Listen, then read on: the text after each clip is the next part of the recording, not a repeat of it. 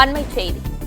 வயநாடு முண்டகை பகுதியில் மீட்பு பணி சவாலாக உள்ளது என கேரள தலைமை செயலாளர் வேணு தெரிவித்திருக்கிறார். இது குறித்த கூடுதல் விவரங்களை வழங்குகிறார் செய்தியாளர் பாண்டியராஜன். வணக்கம் பாண்டியராஜன், இது குறித்த முழு விவரங்களையும் பதிவு பண்ணலாம். வயநாடு முண்டகை பகுதியில் மீட்பு பணியில் சவால் நிறைந்ததாக இருப்பதாக கேரள தலைமைச் செயலாளர் வேணு தகவல் தெரிவித்திருக்கிறார். குறிப்பாக நிலச்சரிவின் ஒரு பகுதியாக முண்டகை குக்கிராமமே ராட்சத பாறைகளாலும் பெரிய மரங்களாலும் மூடப்பட்டிருப்பதாகவும் அவர் தெரிவித்திருக்கிறார். மிகப்பெரிய பாறைகளையும் மரங்களையும் அகற்றிவிட்டு அங்கில் சேதத்திற்குள்ளான வீடுகளுக்குள் ராணுவ மீட்பு பணியில் இருக்கக்கூடிய ராணுவ வீரர்களாலோ என்டிஆர்எஃப் வீரர்களாலோ உள்ளே செல்ல முடியவில்லை எனவும் தெரிவித்திருக்கிறார்.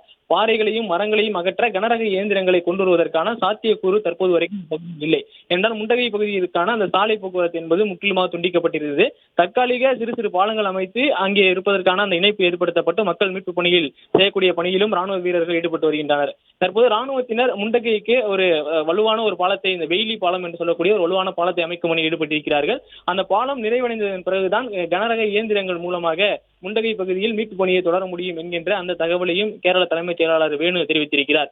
குறிப்பாக புதிய தொழில்நுட்பங்களை பயன்படுத்தி சகதியில் சிக்கிக்கூடிய மீட்கக்கூடிய பணி, உயிருடன் யாரும் உள்ளார்களா அல்லது சடலங்கள் எந்தெந்த பகுதியில் இருக்கிறது என்பதை கண்டறிவதற்காக ட்ரோனில் சென்சார் அல்லது ரேடார்களை பொருத்தி அதை தேடக்கூடிய அந்த பணியில் இருக்கக்கூடிய தொழில்நுட்பத்தையும் கோரியிருப்பதாகவும் கேரள தலைமைச் செயலாளர் வேணு தெரிவித்திருக்கிறார்.